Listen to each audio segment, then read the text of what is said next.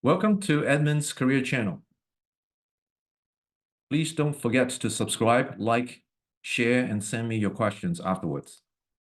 Over the next little while, I'll be developing a series of videos on career advancement, resume writing, LinkedIn profile writing, interviewing techniques, and more. Today, we're going to talk about setting goals and target for your career, but we usually don't know where to start. So I have developed a 6-step process. How do we know what industry is best for us? What role should we pursue? How much money can I make? Would it be sales or marketing? Would it be finance or auditing? Would it be artificial intelligence or IT? Would it be program or project management? I have survived 5 acquisitions, 1 bankruptcy, and 13 bosses in 1 job. I have had a very successful sales and marketing career. I've mentored hundreds of people and helped them with their careers and their resumes. I've actually written a book called Winning Your Biggest Paycheck. It's on career advancement and also on career strategies and making money. I want to share some of my observations, trade secrets, and pitfalls with you. First, I want to talk to you about 5 big concepts. These key concepts is going to help you with your career. Number 1, the difference between a career and a job. A career is something that is sustainable. It's skill-based, and it's the long-term occupation that provides you with growth and a future versus just a job. Concept number 2, if you bring in a lot of revenue for your company, if you generate a lot of business for your organization, you will make a lot of money. Again, let me repeat that.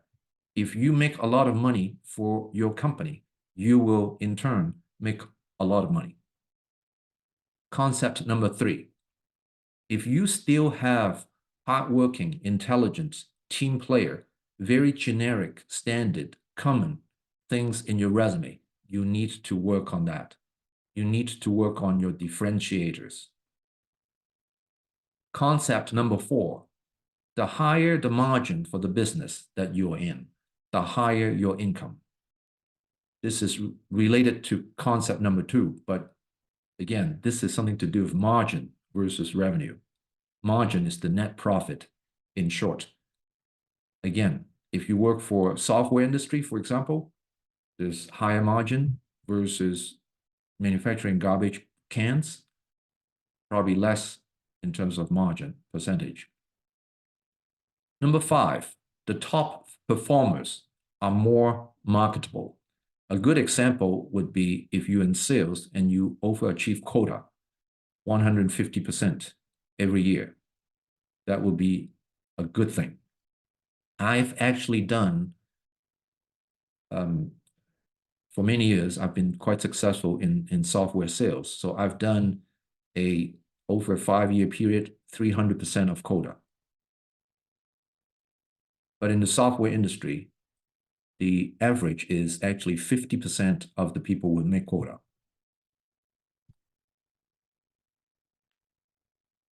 I want to share with you the 5-step process. Actually, sorry, 6-step process.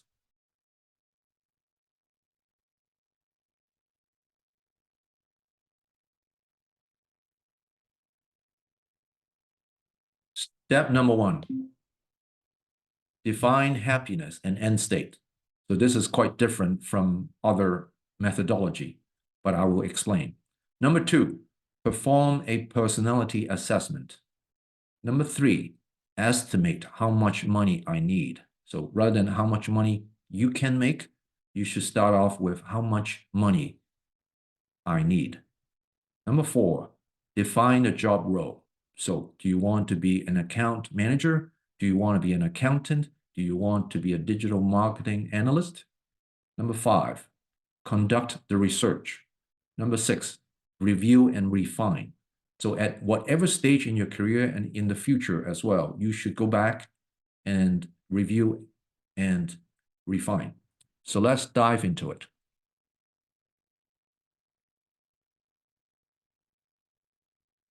Number one,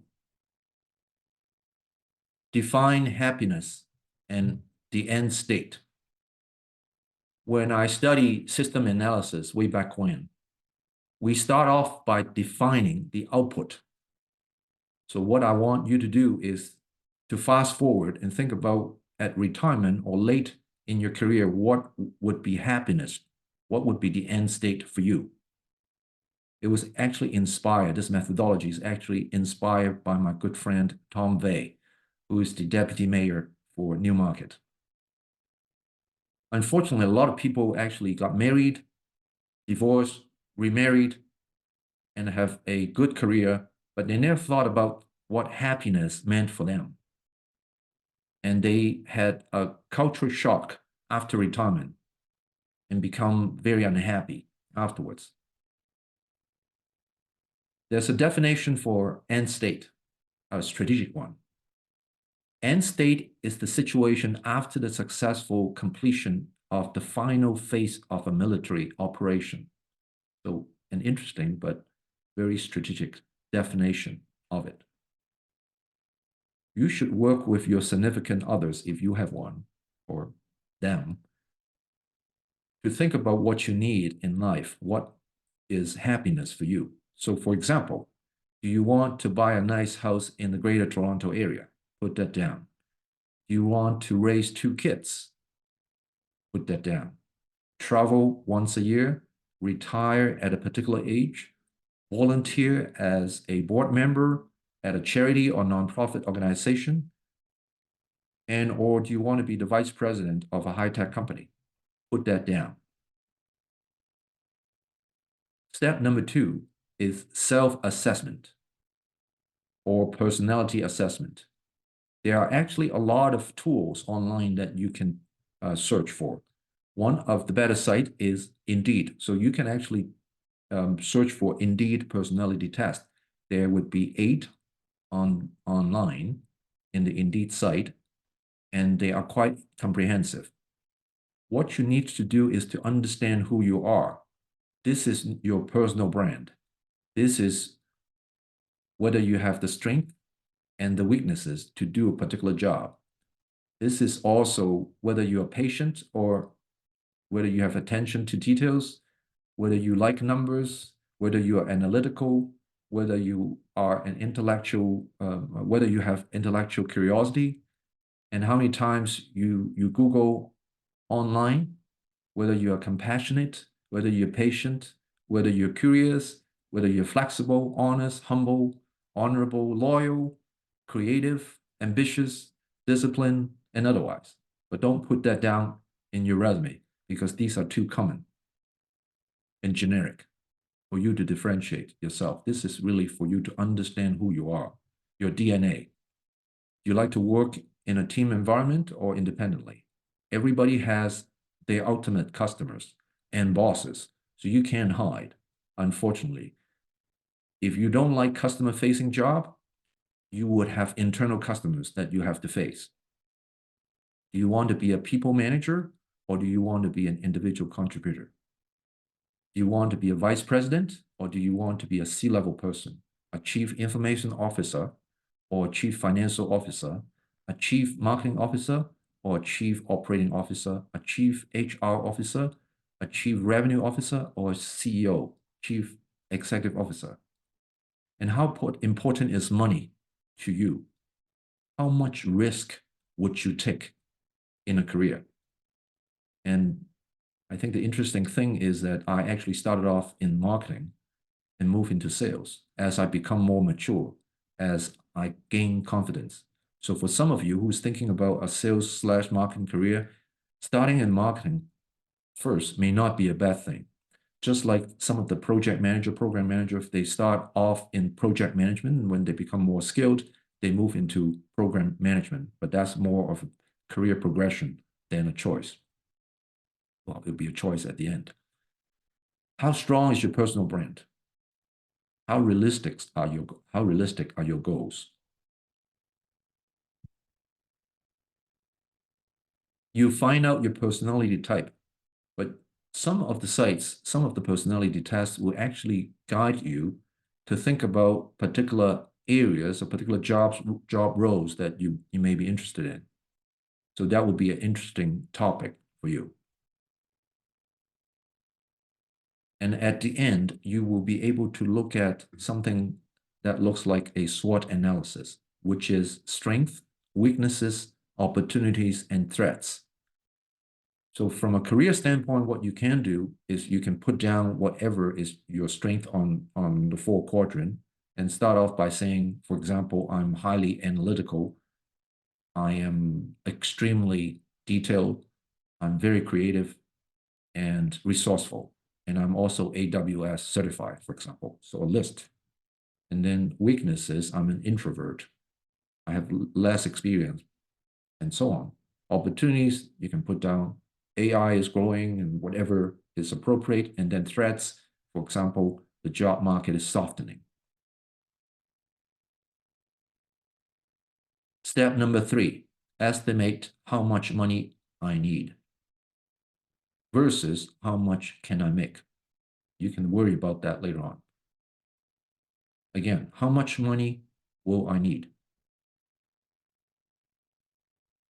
So based on the goals that you are thinking about from a happiness standpoint, you should be able to identify whether you need a house in the GTA or in the suburb.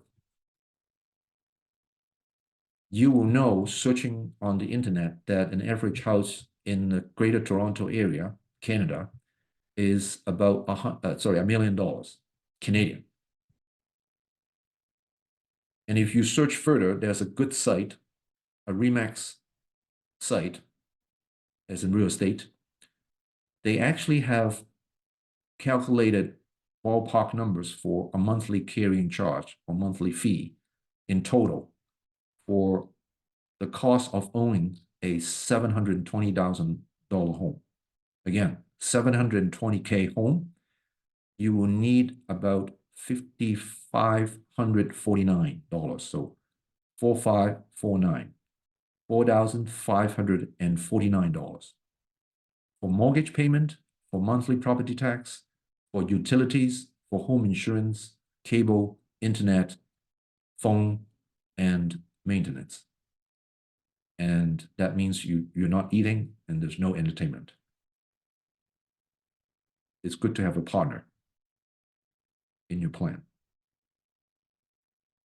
If you want to raise one child based on a particular Government of Canada Statistics Canada webpage, and this is quite current information as of November 30th, 2023. Again, raising a kid, there are different ways to do it.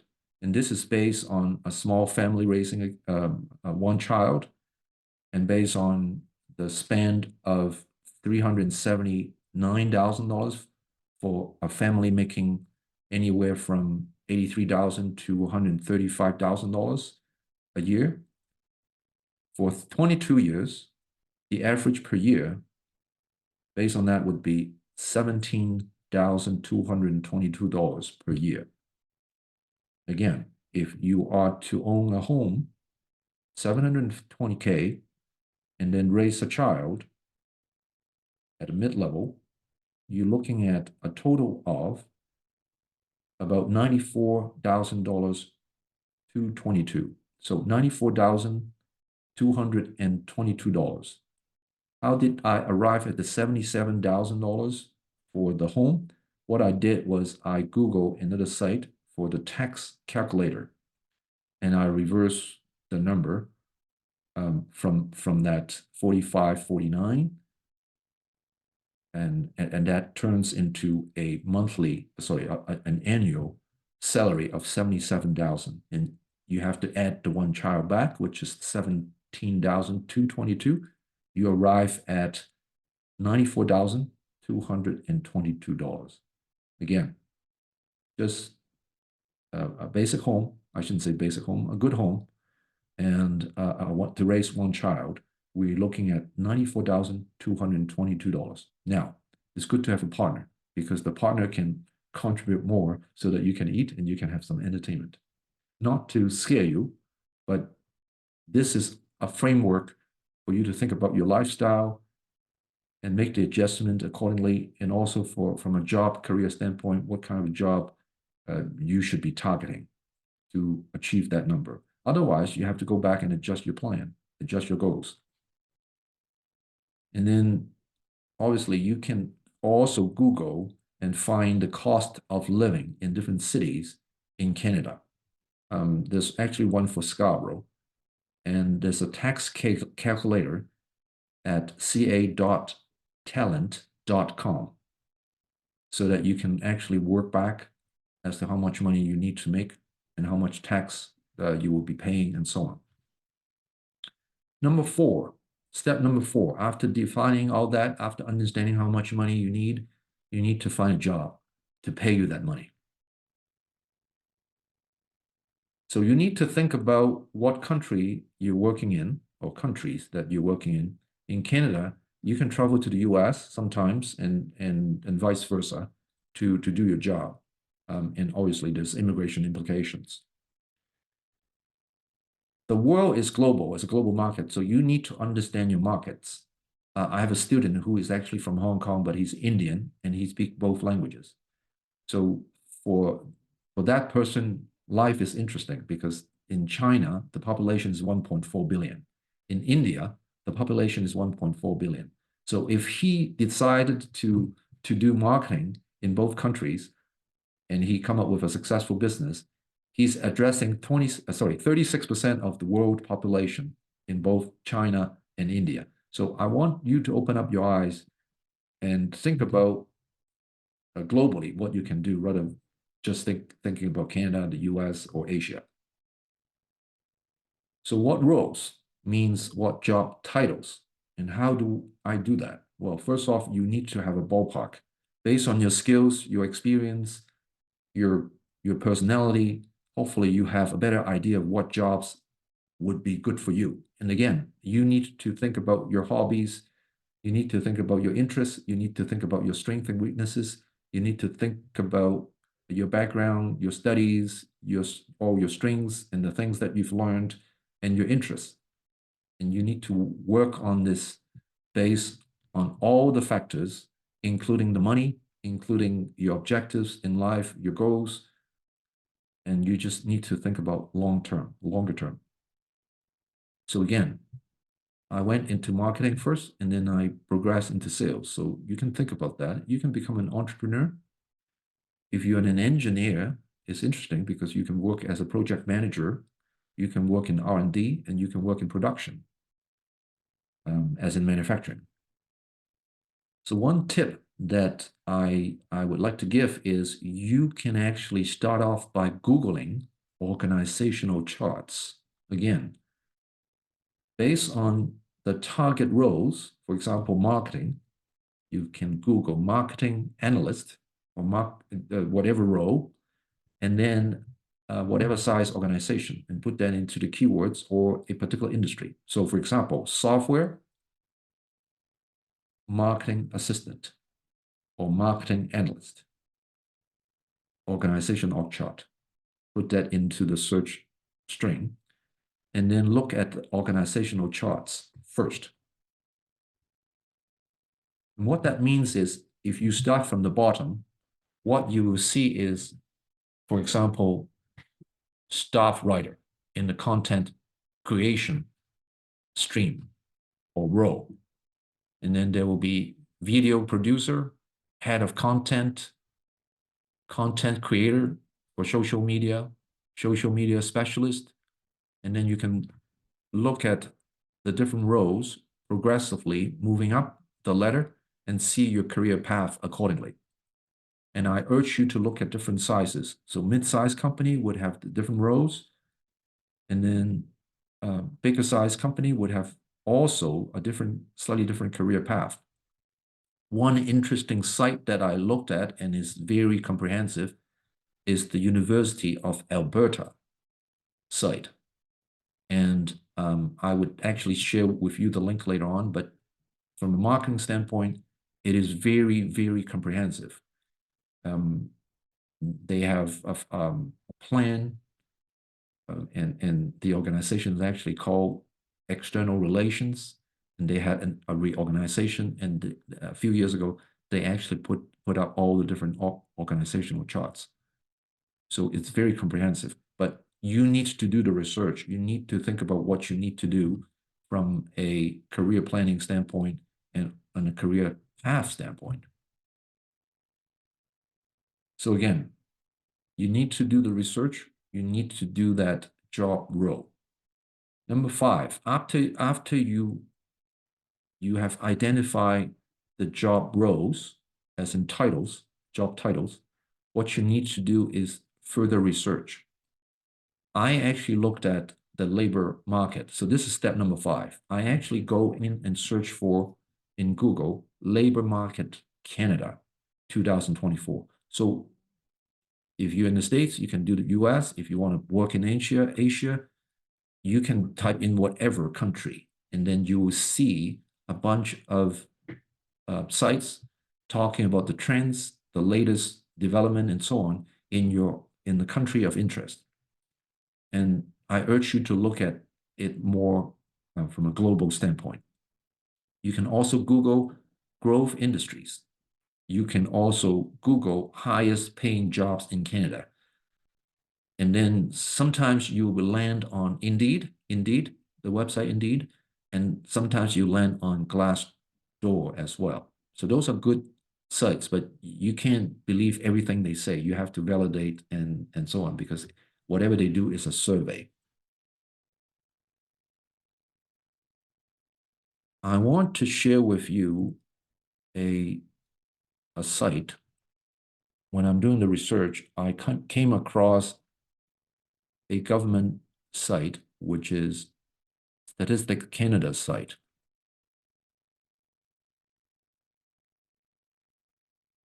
And as you can see on screen, this is the site. And what it is a tool for you to look at the employment income statistics by occupation, major field of study, and the highest level of education in Canada. So in this case, I've picked Canada. I didn't pick gender. I picked the age between 25 to 64 years old, post-secondary certificate, diploma or a degree. Sorry, should be the next one. Post-secondary certificate, diploma or degree. And then I picked the field of business management, marketing related supported services as a study and full-time. When I apply that, you will be able to see a big chart. Last time when I look in here, I can see about 500 plus different roles, different job titles, and then their respective salary, mean salary, and also average. So you can see for some of the roles, the job roles, and unfortunately, court reporters, they're not making a lot of money. Insurance adjusters, claim examiners, 76,000. Administrative occupation logistics, 59,000. Legal admin assistance, and so on. So whatever field that you have decided, you can take a look and make your adjustment accordingly. Computer information system managers, $138,000, not bad. Physical science professional, 134,000. So some of these, you have to take it with a grain of salt, because you just don't know how many people they survey.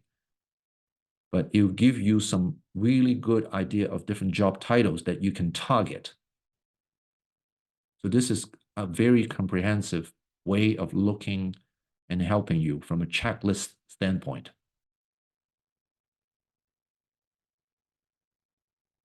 So that's the research part. One of the research that I did, I actually landed on the Indeed site, and Indeed had in November of 2023 had done a chart based on job posting, which actually fell sharply in technology and other sectors, while healthcare remains elevated. And this is just an observation at the time. But you just need to look at it because the market is like this. So you just need to think about what to do next to differentiate yourself and which area to go in. And unfortunately, based on this particular chart, software is hit hard.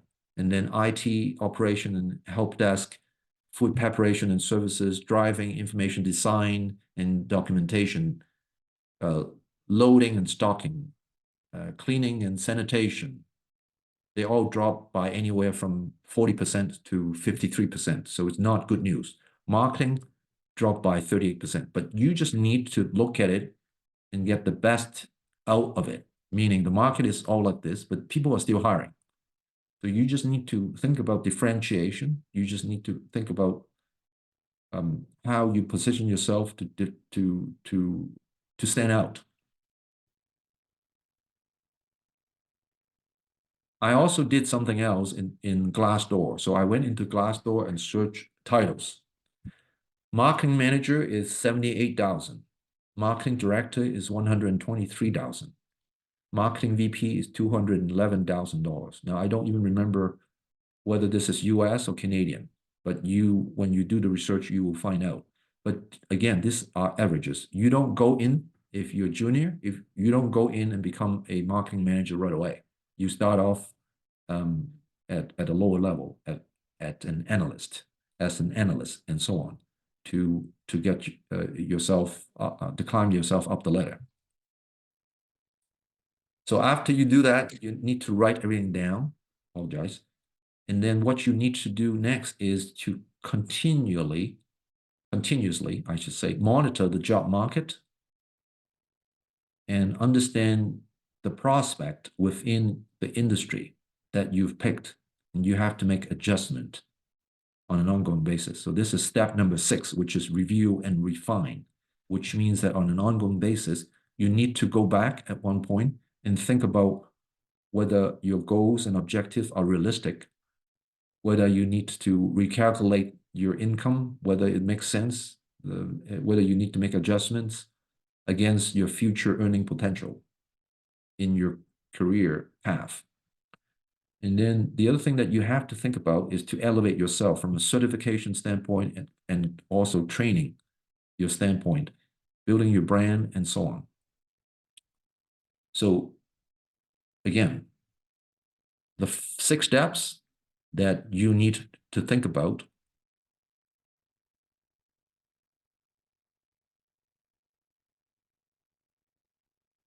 Guys, the 6 steps you need to think about. Number 1, define happiness and end state. Number 2, perform a personality assessment. Number 3, estimate how much money I need. Number 4, define the job role as in title. Number 5, conduct the necessary research and define your goals. Number 6, review and refine on an ongoing basis. So this wrap up the 6-step process video. Please don't forget to like, subscribe, and share. And I will be recording the next videos soon. Looking forward to seeing you again.